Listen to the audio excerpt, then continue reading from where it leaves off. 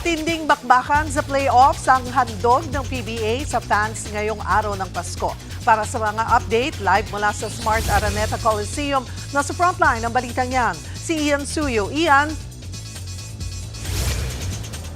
Cheryl, it is the season of giving, kaya naman matindi na rin ang palitan ng basket sa pagsisimula ng playoffs ng PBA Philippine Cup dito sa Big Dome. At 4 na koponan nga ang maglalaban-laban para malaman na kung sino ang aabante sa semifinals ngayon mismong araw ng Kapaskuhan.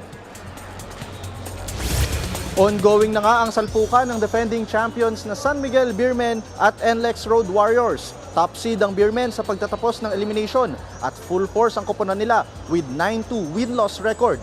Dahil dyan, may twice to beat advantage sila sa tunggaliang ito. Samantalang ang NLEX naman, shaky performance sa elims at nagtapos lang na may 6 na panalo. Pero kahit nasa Beermen ang momentum, kailangan pa rin nilang magdoble ingat. Paano ba naman kasi? Oozing with confidence ngayon ang main man ng NLEX na si Robert Bolick na kagagaling lang sa gold medal campaign sa SEA Games.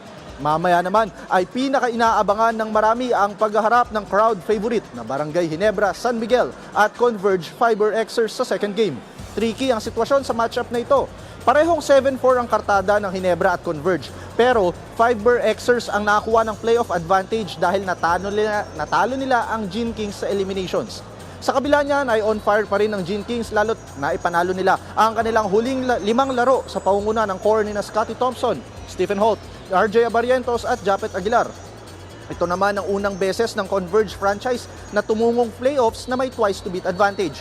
Magiging maganda ang run nila sa pangunguna nila rookie Juan Gomez de Leaño kasama sina Justin Baldazar at Justin Arana. Dito masusubukan kung youth ba o experience ang mangingibabaw sa matchup nila. Cheryl, kung sakali man na magwagi ang SMB at ang Converge ngayon, diretso na sila sa semifinals at hihintayin na lamang nila ang magiging resulta ng kabilang pairing. Magpapatuloy po ang playoff matches natin hanggang bukas, hanggang sa linggo na yan. Abangan natin kung sino ang magwawagi mga koponan ngayong gabi. Yan muna ang latest mula dito sa The Big Dome. Cheryl? Maraming salamat, Ian Suyo. Mga kapatid, Cheryl Cosing po.